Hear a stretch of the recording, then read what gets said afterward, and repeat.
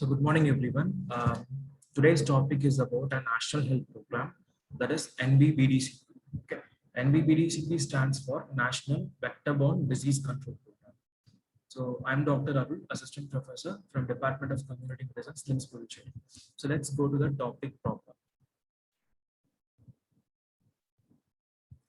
So today's presentation will be, I will start with the introduction, then the strategies under this program, that is NBBDCP program, then prevention and control strategies for various vector-borne diseases like malaria, filaria, Kala-Azar, Japanese encephalitis, dengue and chikungunya fever, and a few things about the critical review of this program.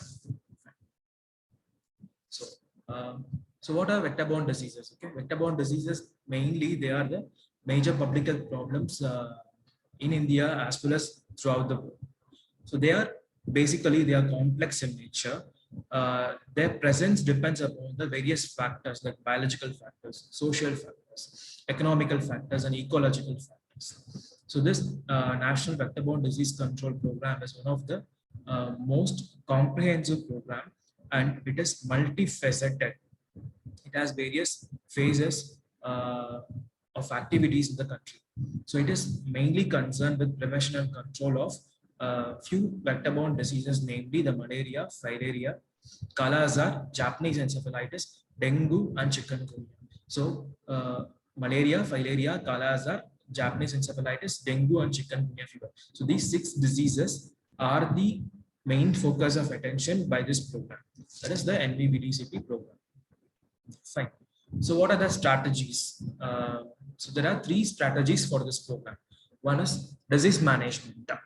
So how they are going to manage the diseases of malaria or filaria whatsoever. So disease management by means of early case detection and complete treatment of that particular case, and mainly by strengthening the referral services. If a particular malaria case is identified in a subcenter or in a primary health center, there should be proper referral services for that patient. Only then the disease can be managed effectively. Next is epidemic preparedness and rapid response. So how this epidemic preparedness can be made by means of doing a continuous surveillance activities. Okay. So if there is epidemic of malaria, if there is epidemic of dengue outbreak, so there should be a immediate rapid response team to handle that situation. So this is called as epidemic preparedness and rapid response. So what is the next strategy then? So we have something called as integrated vector management. So integrated vector management is a combination of 2 or more techniques in order to control the vector. Okay. So we have something called as entomological surveillance. So surveillance of the larvae or adult mosquitoes will be done in a periodic intervals to identify the presence of the viruses in the vectors. Okay. So this is called as entomological surveillance. So if they found any outbreak, or if they found the circulation of the virus in the vectors, they will do or initiate the anti-larval measures and anti-adult measures. Okay. So also personal protective measures is also important. So next is supportive interventions. Supportive interventions includes a behavior change communication, intersectoral coordination, public-private partnership, and doing operational research in order to promote the promote the activities of the program. So next is monitoring and evaluation. So all these are the strategies of the National Vector-Borne Disease Control Program. So now let's see about each of the diseases. Like now we'll concentrate on malaria. So malaria, you all know that it is a life-threatening parasitic disease caused by Plasmodium species. So Plasmodium species, we have Plasmodium vivax, Plasmodium falciparum, Plasmodium malaria, and Plasmodium bovium. So these are the 4 basic species of Plasmodiums. So it is transmitted by the infective bite of Anopheles mosquito. Okay. So incubation period is nearly 10 to 14 days. The man develops the diseases. So there are 2 types of parasites of human malaria. One is Plasmodium vivax. The next common is a Plasmodium falciparum. So these 2 species are frequently reported from India. Okay. So the out of which is the most deadliest form, if you see, the Plasmodium falciparum disease is the most serious and most deadliest form of infection of malaria. Okay. So how this malaria control program has evolved in India? So it was first started by the Bore Committee report in the year 1946. So next came the proper program in the year 1953, that is the National Malaria Control Program. And then the program was renamed in various years, like National Malaria Eradication Program in the year 1958. Then Urban Malaria Scheme was introduced in the year 1971. Modified Plan of Operation was done in 1977. Then we have Malaria Action Program in 1995, Enhanced Malaria Control Program in 1997, National Anti-Malaria Program in 1999, and NBBDCP program in 2004. So what is the national framework for malaria elimination in India 2016 to 2030? So this was in line with WHO Global Technical Strategy for Malaria, that is 2016-2030, and the Asia Pacific Leaders Malaria Alliance Malaria Elimination Roadmap. So what is the vision of this framework is to eliminate malaria nationally and contribute to improved health, quality of life, and alleviation of poverty. The goals of this framework is to eliminate malaria, that is, there should be zero indigenous cases throughout the entire country by the year 2030, and maintain the malaria-free status in areas where malaria transmission has been interrupted and to prevent the reintroduction of the malaria. So it has 4 objectives. So first objective is to eliminate malaria from all 26 low and moderate transmission states or union territories by the year 2022. So this is the first objective. Second objective is to reduce the incidence of malaria to less than 1 case per 1,000 population per year in all the states and union territories and their districts by the year 2024. Okay. So next is interrupt the indigenous transmission of malaria throughout the entire country, including all the high transmission states, union territories by 2027. The last objective is to prevent the re-establishment of local transmission of malaria in areas where it has been eliminated and maintain the national malaria-free status by 2030 and beyond. So these are this framework has all these 4 objectives. So we have seen the states, right? Previously, we saw various categories. So what are these categories basically? So categories of states and union territories based on the annual parasite index, that is called API. Okay. So what is category 0? So category 0 is prevention of re-establishment phase. So the definition for this is the states or union territories with 0 indigenous cases of malaria. So here the activity should be mainly the prevention of re-establishment of the disease. Okay. Next is category 1. So category 1 is elimination phase. So which are the elimination phase? The states or union territories, including their districts, which are reporting an API of less than 1 case per 1,000 population at risk.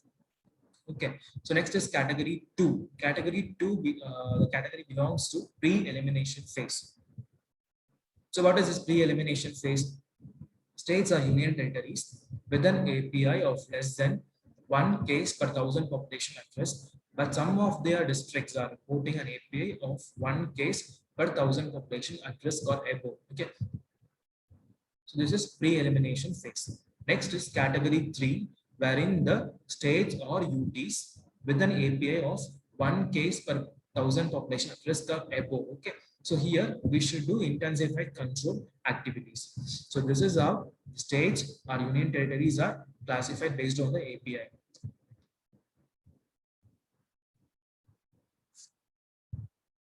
So what are the strategic approaches they follow? Okay. So one is program phasing. So malaria elimination in India will be carried out in a phased manner because various parts of the country have, the different endemic rates for malaria. Okay. So the malaria elimination will be done in a phased manner throughout the country. So district will be the unit of planning and implementation. So apart from the category to which they belong, whether they belong to category 0 or category 1 or 3 or 4, each state or UT will be advised to further classify their districts. Okay. So district will be the unit of planning and implementation of the malaria control activities.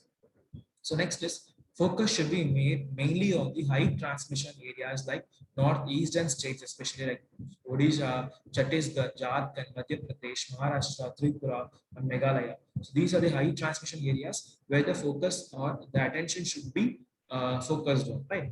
Okay. So next is special strategy for Plasmodium vivax elimination. So according to World Malaria Report 2015, more than 80% of the Plasmodium vivax burden is contributed by only 3 countries. Among the 3 countries, one country is India. So special strategy should be done for Plasmodium vivax elimination as well. Okay. So what are the milestones and targets? So by the end of 2016, all the states and union territories have included malaria elimination in their broader health policies and the frameworks. Okay. So by 2020, transmission of malaria interrupted and zero indigenous cases and deaths due to malaria attained in all 15 states and union territories under category 1 in 2014. 2014 will be the base year. Okay. So all 11 states or union territories under category 2 in 2014 should enter into category 1, and 5 states and union territories under category 3 in 2014 should enter into category 2, and 5 states and union territories under category 3 in 2014 reduce the malaria transmission but continue to remain in the category 3. An estimated reduction in malaria of 15 to 20% at national level compared with 2014. And again, by 2022, we have this, the criteria. Okay.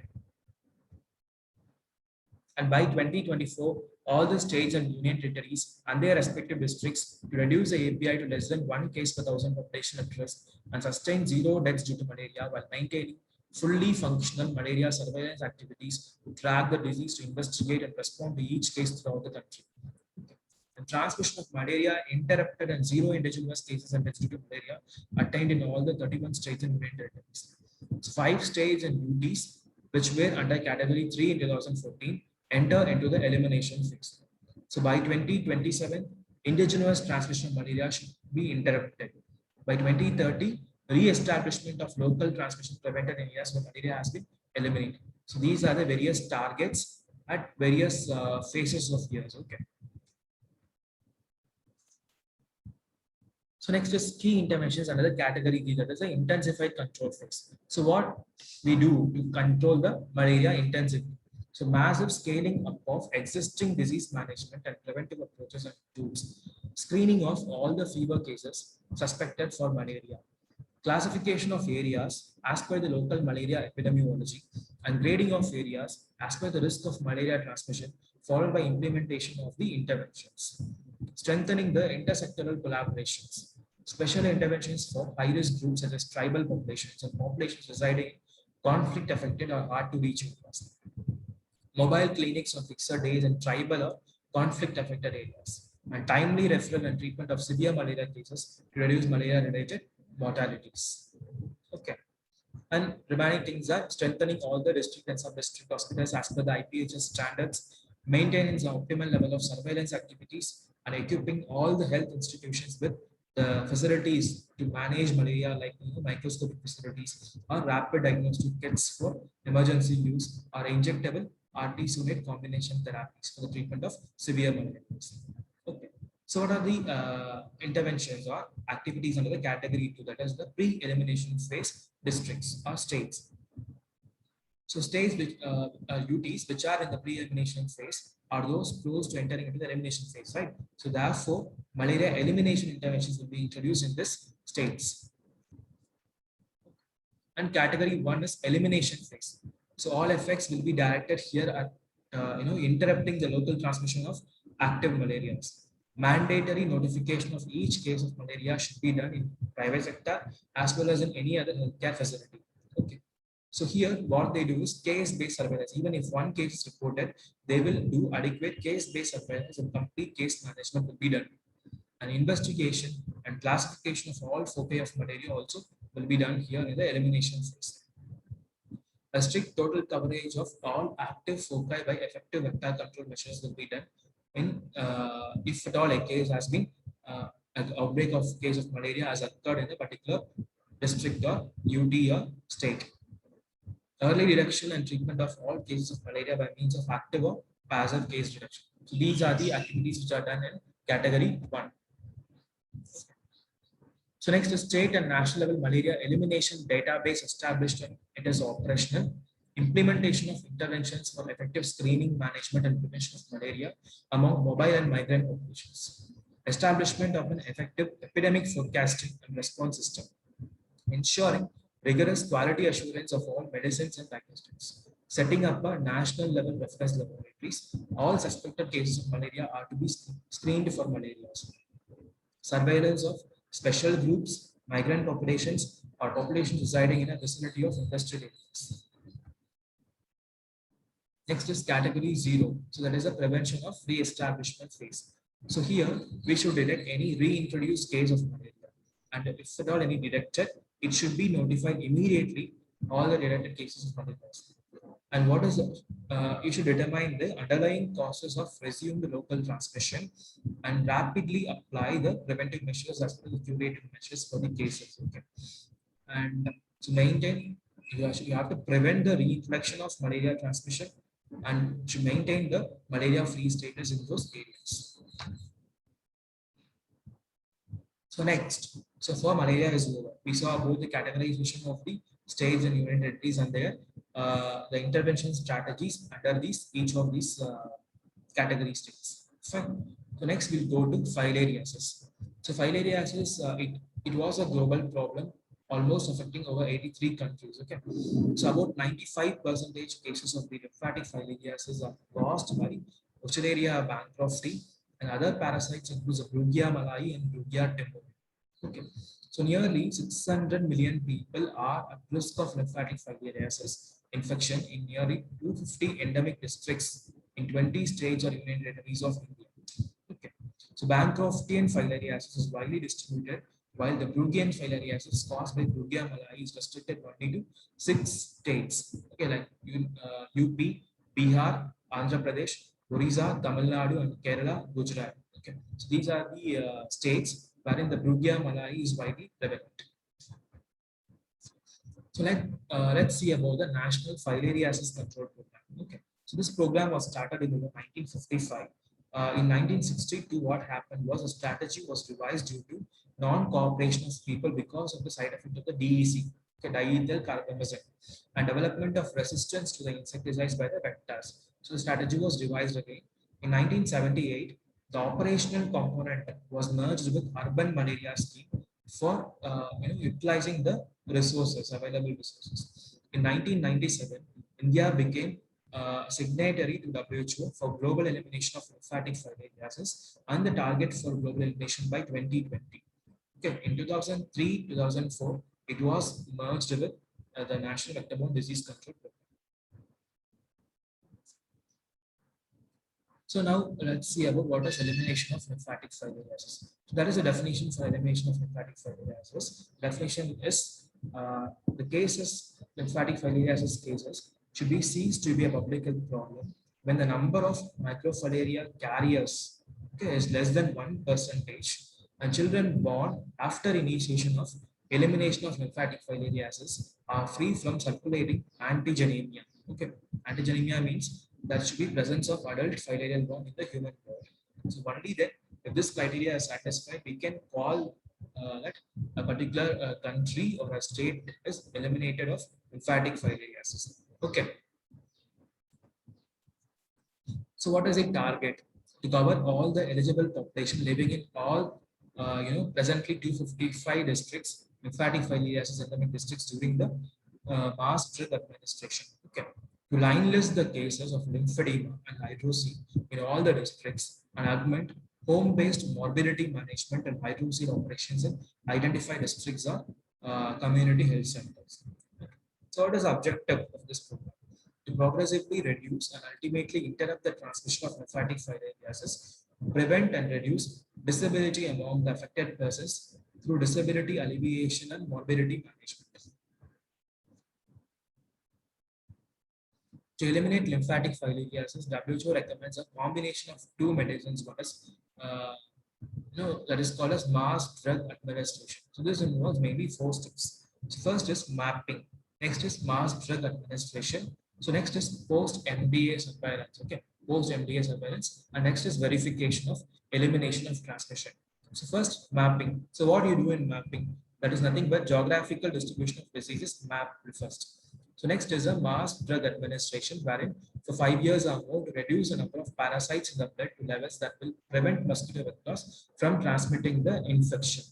So next is post MDA surveillance. After MDA is discontinued, surveillance is done. Finally, we have the verification of elimination of transmission. Okay. So what is the strategy here?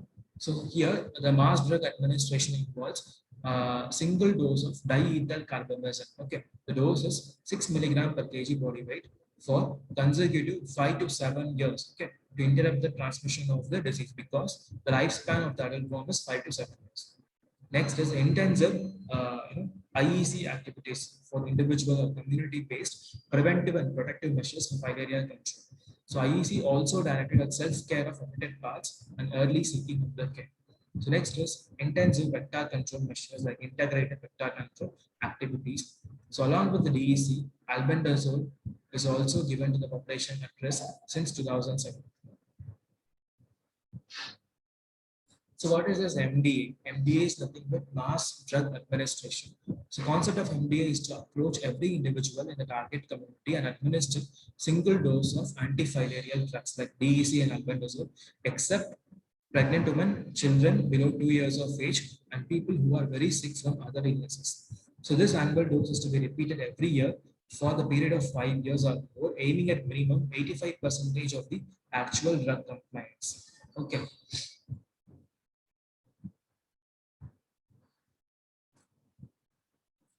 The recommended approach based on the past experience is supervised drug administration by door-to-door visit, supplemented with drug administration at booths as well as in the groups, preferably on a single day with a 2-day mopping up operations instead of mere distribution of drugs. So what is this mopping up? Mopping up is nothing but daily visit to the area for 2 days following the MDA to cover the absentees. If any case with side effects is there, provide them with symptomatic treatment. If any case requires hospital admission, report to the village health nurse or rapid response teams. So record on the number of people covered daily. So mopping up activities ensures that nearly the coverage, 85% of the compliance with drugs is done. Okay. So here, the dose for DEC and albendazole is given separately based on the age criteria: less than 2 years, 2 to 5 years, 6 to 14 years, and 15 years, and so for filaria, we have some parasitological indices like microfilaria rate, that is percentage of persons showing microfilaria in their peripheral blood sample population. Next is filarial endemicity rate, that is percentage of persons examined showing microfilaria in the blood or disease manifestation or both.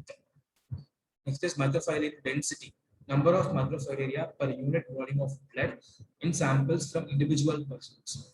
Next is average infestation rate, that is average number of microfilaria per positive slide. Okay. So these are the indices, that is microfilaria rate, filarial endemicity rate, microfilaria density, and average infestation rate. Okay.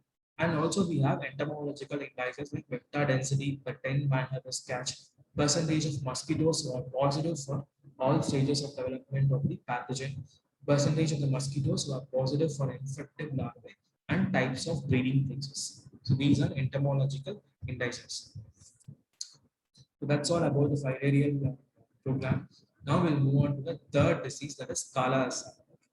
Kala Azar is a slow progressing disease which is caused by protozoa, that is Leishmania, Leishmania donovan.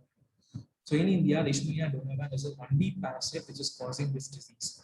This parasite mainly infects the reticuloendothelial system (RES) and may be found in abundance in the bone marrow, spleen, as well as in the liver. Okay, so there is a condition called as the PKDL, that is post Kala-Azar dermal leishmaniasis. Is a condition where the parasite invades the skin cells, resides and develops there, and manifests as a local dermal lesion. So what is the goal of this program? National Kala Azar Elimination Program is that to improve the health status of the vulnerable groups and at risk of population living in Kala Azar endemic areas by elimination of Kala Azar. Okay, the target is to reduce the Kala Azar incidence less than 1 per 10,000 population at the block PHC level. So what are the objectives of this program? To reduce the incidence of Kala Azar, reduce the case fatality rate due to Kala Azar, treatment of PKDL to reduce parasite reservoir, prevention and treatment of Kala Azar HIV TB co-infections. Okay. So what are the strategies for elimination is that early diagnosis and pre-treatment, integrated vector control activities including the indoor residual spraying, surveillance activities, capacity building activities, program management, and ACSM, that is advocacy, communication, and social mobilization for behavioral impact and intersectoral coordination, supervision, monitoring, and evaluation. So these are the strategies for elimination of Kala Azar. So how we will early diagnose and complete treatment is given for Kala Azar patients. Okay, that should be a standard case definition for early diagnosis, right? So for standard case definition, we should have a suspected case. Okay, so who is a suspected case? Any patient with history of fever of more than 2 weeks with splenomegaly or hepatomegaly, not responding to anti-malarial and antibiotics in a patient from an endemic area is a suspected case of Kala Azar. Or a patient with above symptoms who are clinically examined by a doctor and found positive on screening with a rapid diagnostic test.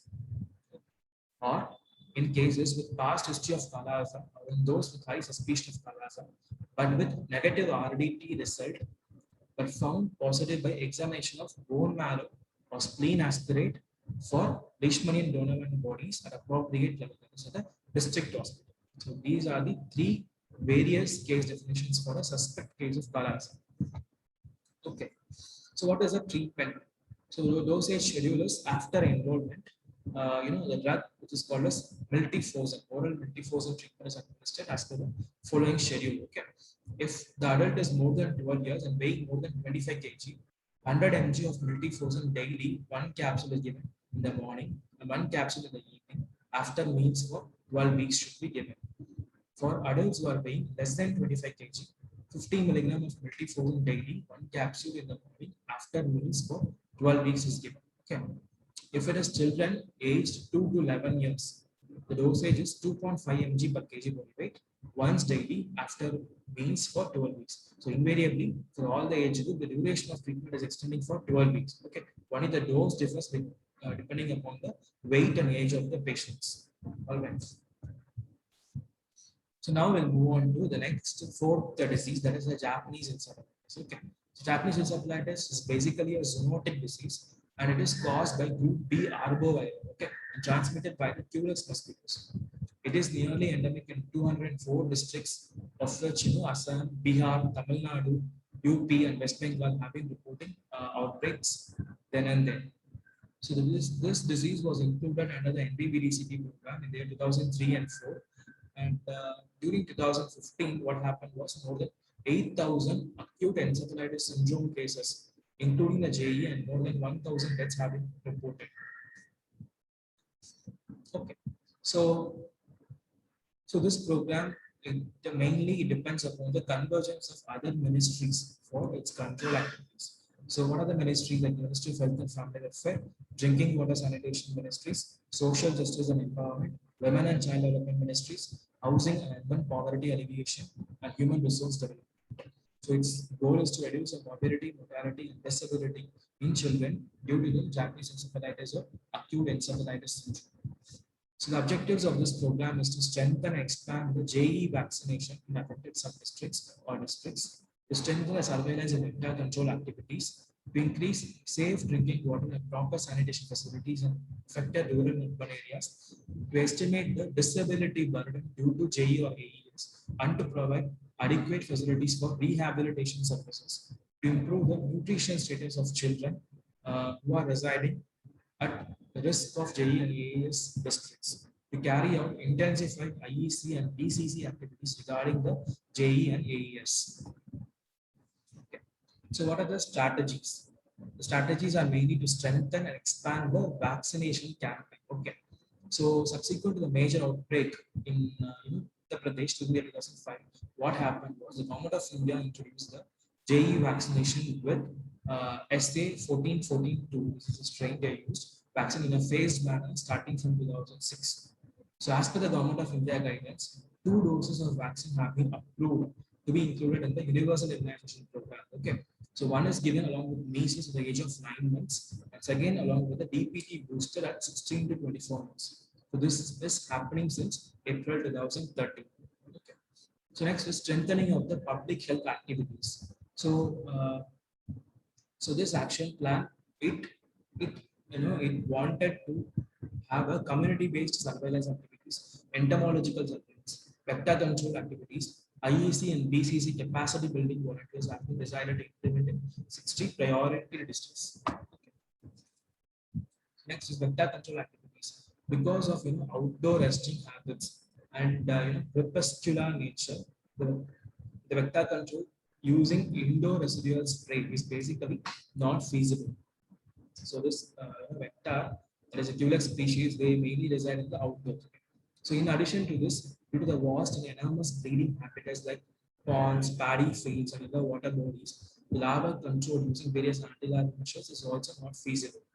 So what? So therefore, vector control using ultra low volume fogging is the only recommended method of vector control and can be used during the JE epidemics also. Okay. Ultra low volume fogging is the only recommended method and also supported by the personal protective measures should be done. So next is the disease surveillance activities. So surveillance will be carried out through sentinel sites and other health institutions. So sentinel surveillance sites with laboratory facilities, sentinel surveillance sites without laboratory facilities we have, and other informal units we have. Okay. So mainly they collect the information on the epidemiological clinical data, laboratory data, and entomological parameters from these identified sites on a regular basis. So what is a case definition for a Japanese encephalitis? Okay. So the suspected case. Acute onset of fever, which is not more than 5 to 7 days of duration.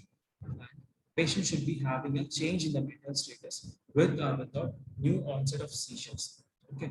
We should exclude the febrile seizures. And other early clinical findings may include irritability, somnolence, or abnormal behavior greater than that seen with usual febrile illnesses. This is a suspected case definition for Japanese encephalitis. So who is a probable case? Okay. Suspected case in close geographic or temporal relationship to a laboratory confirmed case of an AES or JE in an outbreak is called as a probable case. Okay. So who is an acute encephalitis syndrome patient due to other agent? A suspected case in which diagnostic testing is performed and an etiological agent other than this Japanese encephalitis is identified. Okay. Then we have a laboratory confirmed case. A suspected case with any of the following markers like presence of IgM antibody in the serum or CSF due to a specific virus, including the JE or enterovirus and others. Okay. Four-fold difference in IgG antibody titer in bad sera, virus isolation from brain tissues, antigen detection by immunofluorescence technique, and nucleic acid detection by PCR. So these are the definitions for laboratory confirmed case of JE or acute encephalitis syndrome.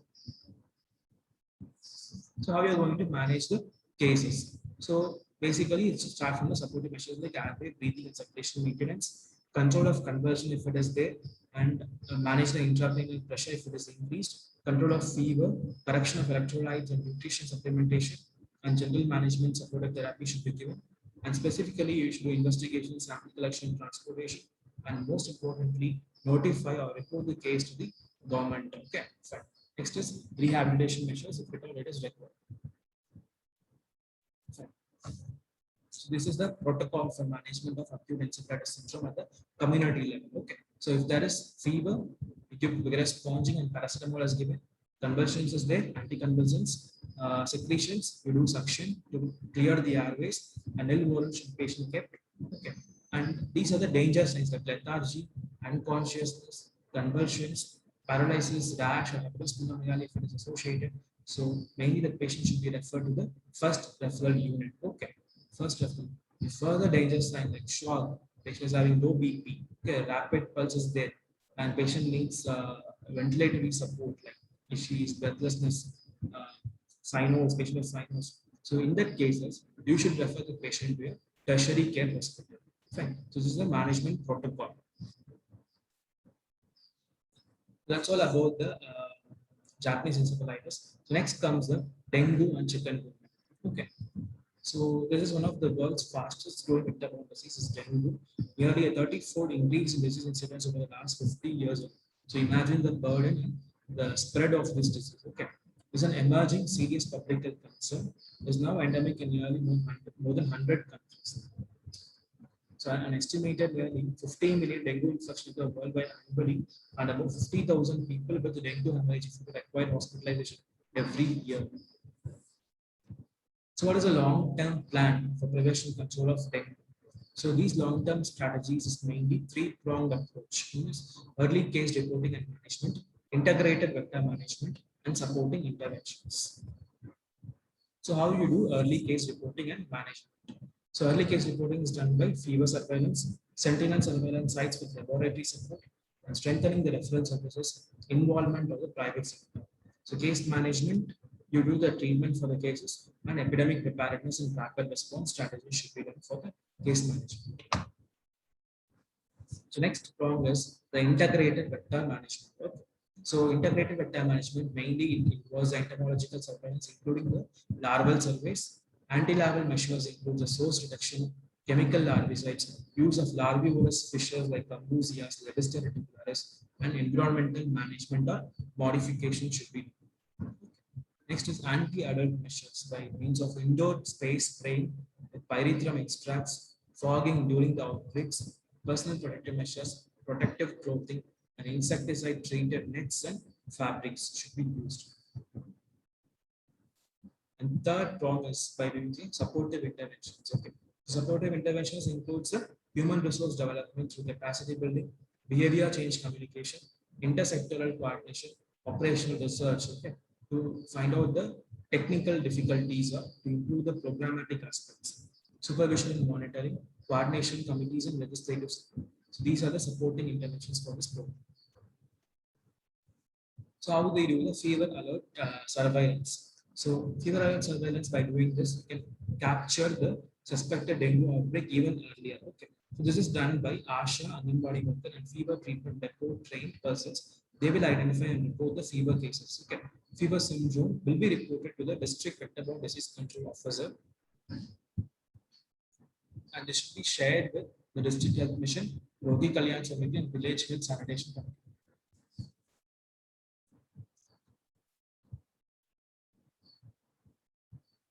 So we have some indices for the surveillance. Okay, these are the ones. Larval indices. We have house index, container index, Brito's index, and pupil index. So house index is of the number of houses inspected, how many number of houses are infested with the larvae. It's called as a house index. Okay. Container index is out of the total containers, how many containers are having the positive, positive breeding containers. That is called as container index. Brito's index is number of positive containers divided by number of houses inspected into 100 is called as Brito's index. Pupil index is number of pupae seen divided by the number of houses inspected into 100 is called as pupil index. So depending upon the potential for outbreak areas are divided into 4 categories. Category 1 is the record of death due to dengue confirmed case. Category 2 is the house index more than 5 and Brito index more than 20.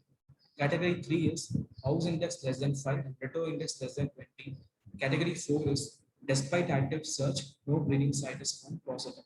So these are the categories of outbreak areas. So what is this integrated vector control approach for mosquito? So basically integrated vector control is a combination of 2 or 3 approaches or activities. Okay. So this includes, we can either combine anti-larval measures, anti-adult measures, along with personal protective measures and legislative controls. So what are the anti-larval measures? Environmental control, chemical control, biological control. Anti-adult measures include space sprays, residual sprays, and genetic control activities. Protection against mosquito bites includes the use of mosquito nets, screening, and use of repellents. So all these can be done. Legislatively, we have the civil class in order to avoid the potential breeding sites. So for the chemical control, we have adulticide and larvicides. So adulticides, we have pyrethrum sprays and also malathion fogging or ultra low volume fogging spray can be used. And for the larval control, we have something called as temifos. Okay, so these are the chemical control measures. So biological control, we have various fishes which eat the larvae as well as the pupae. Okay, so these are called as larvivorous fishes. One is called Gambusia aphelis and Lebister reticulatus. So these two fishes are recommended for the control of Aedes aegypti in large water bodies. Okay. Also, we have some bacteria like endotoxin producing bacteria, Bacillus thuringiensis phenotype H4D. They have been found to effectively control the mosquito breeding. And next is personal protective measures like mosquito nets. Nowadays we have the insecticide treated bed nets is available. Okay, screening the doors and windows with nets with excellent protection from the adult mosquitoes. Use of mosquito repellent creams, mosquito coils can be used, and wearing full sleeve clothes and covering most of the body parts against mosquito and fly bites. So that's all about today's topic. So this NBBDCP program mainly it covers diseases like malaria, filaria, Kala-Azar. Then we have Japanese encephalitis. Then we have dengue and chikungunya. So these are the diseases it covers under this program. Okay. So any doubts, please do ask me. Thank you.